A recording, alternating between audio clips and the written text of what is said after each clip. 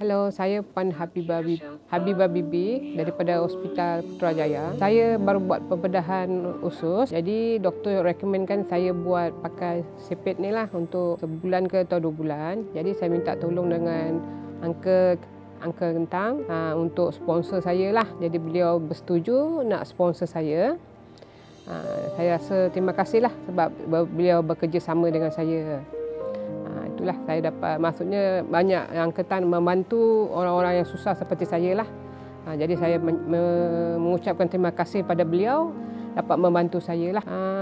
Sakit ni baru dalam setahun ni lah. Jadi doktor syorkan untuk buat pembedahan ni lah. Jadi dah buat pembedahan dalam seminggu. Jadi besok saya discuss lah kalau boleh saya doktor syorkan saya pakai benda ni, sepet ni dekat rumah. Jadi saya sewa lah dengan bos yang sepet ni lah, macam tu lah. Untuk kegunaan pakai di rumah lah, membantu pernafasan saya lah. Kalau harga sebenar mesin ni dalam anggaran 5,000 lah macam tu, sebab saya tak mampu. Jadi Angka Kentang cakap dia boleh sponsor lah untuk saya. Dia kata kalau boleh dah okey, kalau rasa tak sesuai lagi, tak okey, dia boleh sponsor lagi lah, maksudnya repeat lagi lah macam tu. Lama jugalah, dalam 2-3 tahun macam tu. Sebab saya pun B40, ibu tunggal. Dan ada anak-anak pun dah kahwin. Saya pun duduk dekat PPR Gombak lah. Macam tu lah. Jadi saya dapat bantuan daripada Batumal bulanan RM500. Macam tu lah. Yang dapat, saya pun tak bekerja. Jadi saya dapat daripada Batumal sponsor saya lah. Nak 3 orang. Semua dah kahwin duduk asing-asing lah. Diorang pun tak senang juga, masing-masing tanggungjawab. Macam tu lah. Jadi Batumal tolong saya RM500 sebulan. Lepas tu diorang sponsor saya sewa untuk di BKL tu RM124. Macam tu lah. Susulan ada. Tapi diorang pun doktor dah syorkan saya beli susu ni. Ni pun nak beli juga. Harga dekat, kalau farmasi, harga dia bernilai RM85. Kalau beli dekat Shopee dalam anggaran RM65 lah. Ini pun saya memerlukan, tapi saya malulah nak minta banyak-banyak dengan Ketan ni.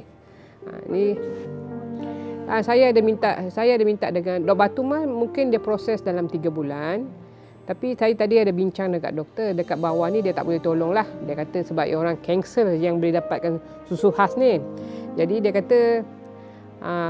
kata Puan dah dapat B40 tak? Saya cakap saya dapat B40.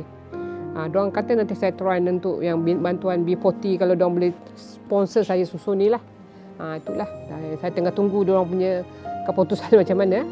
Sebab saya lepas operasi doktor kata saya tak boleh makan. Cuma bergantung pada susu ni lah dulu untuk dalam mungkin 2-3 bulan. Sebab dalam pembedahan tu ada luka apa-apa kan. Jadi dia kata betul you ambil susu. Jadi macam benda tu tak beratkan perut you lah. Itulah. Ni je lah. Mungkin ni besok saya balik.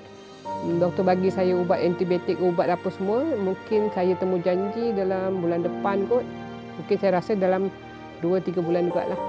Jadi satu tin ni untuk boleh pakai untuk 2 hari je lah. Dia sebab 3 skop itu 1 skop. Itu je lah. Tapi saya pun ada mohon juga dengan doktor, tengoklah macam mana keputusan. Dia kata don't try.